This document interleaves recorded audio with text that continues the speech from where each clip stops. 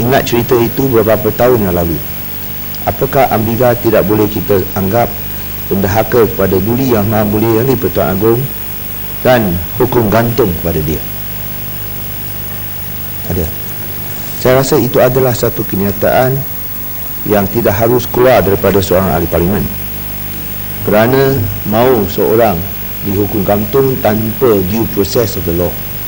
Dan kenyataan sedemikian telah pun dikecam bukan sahaja oleh Presiden MIC dan ahli-ahli parlimen lain, maka Setiausaha Agong Barisan Nasional yang juga ahli parlimen Putrajaya pun telah menyatakan bahawa kenyataan sedemikian, di mana seseorang ahli parlimen nak minta seorang dihukum gantung, bukanlah pendirian parti BN. Ini menunjukkan bahawa jelas sekali bahawa ahli parlimen daripada Sri Gading telah membuat saranan sedemikian yang saya rasa telah keterlanjuran dan sudah kelebihan. Oleh itu saya minta satu ruling daripada Datuk Yang Pertua, kerana Dewan Yang Mulia ini kita nak membincangkan perkara-perkara dan dasar-dasar yang mementingkan kepada rakyat berdasarkan kepada kedaulatan undang-undang, ada izin rule of law. Kita bukanlah executioner yang mau sesiapa digantung hanya. Saya dah faham, Ya Wan. Tak payah berucap, Ya Wan. So di sini saya harap bahawa aturan tak payah berucap, Ya Wan. Bukan. Sebab oleh itu saya harap Datuk Ketua bolehlah pun tahu juga macam saya. Sedemikian kerana ini tidaklah sepatut dikeluarkan. Ya. Terima kasih, Ya Wan.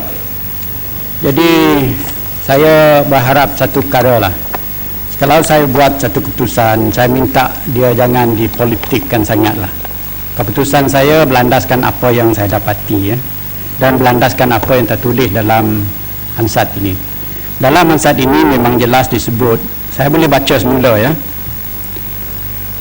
Ini dia, Tuan Pengerusi, kita masih ingat apabila Al-Ma'unah menderhaka kepada Yang di-Pertuan Agong, kita hukum gantung dia. Ingat cerita itu beberapa tahun yang lalu. Apakah Ambiga tidak boleh kita anggap penderhaka kepada Duli Yang Maha Mulia Yang di-Pertuan Agong dan dihukum gantung kepada dia? Persoalan di ujungnya, ya. Jadi saya masih ingat masa saya belajar di universiti dahulu, ada satu orang yang menggertak seseorang lain. Dia kata, if Exercise is not in town, I would have used my sword. Kalau dalam kata biasa, perkara itu sudah menjadi satu assault, boleh dituduh dalam mahkamah. Tetapi oleh kerana berlandaskan persoalan, dia tidak menjadi satu kesalahan. Jadi saya berlandaskan undang-undang ini juga Mas Gading bertanya, bolehkah tidak? Sri Gading, minta maaf, Sri Gading bertanya, bolehkah tidak? Yang Ma'unah itu sudah dihukum oleh mahkamah. Yang ini dia bertanya bolehkah tidak. Menteri buat jawapan ataupun tidak, itu soalan lain. Tapi dia bertanya saja. Makna dia, perasaan saya, berlandaskan anomali berlandaskan apa yang saya pelajari di universiti dahulu, kes yang saya sebut tadi, dia juga sudah menjadi satu kesalahan. Tunggu dulu, ya. Walaupun demikian, statement yang berkata laluan, saya memang tidak bersetuju. Sebagai Speaker Dewan Rakyat, saya bersetuju ahli-ahli parlimen mestilah mempunyai sifat kesederhanaan. Jadi dengan itu saya minta Yang Berhormat Sri Gading bangun. Saya mau ditarik balik. Datuk Yang di-Pertua, pertama-tama sebagai ahli parlimen yang bertanggungjawab bersama-sama seluruh rakyat negara yang cinta kepada negara ini, saya bercakap semua. Saya tak cakap saya seorang. Diamlah. Campur apa pasal? Ya, yang lain minta semualah, Ya Mas. Menjunjung setinggi-tingginya perlembagaan negara. Ini bukan kau punya urusan. Menghormati undang-undang. Saya setuju. Semualah dengan dalam kes Ambiga ini terang-terang digunakan sebagai isu perkauman kerana dia parti perkauman. Saya tidak berniat berkauman. Saya tidak soal India.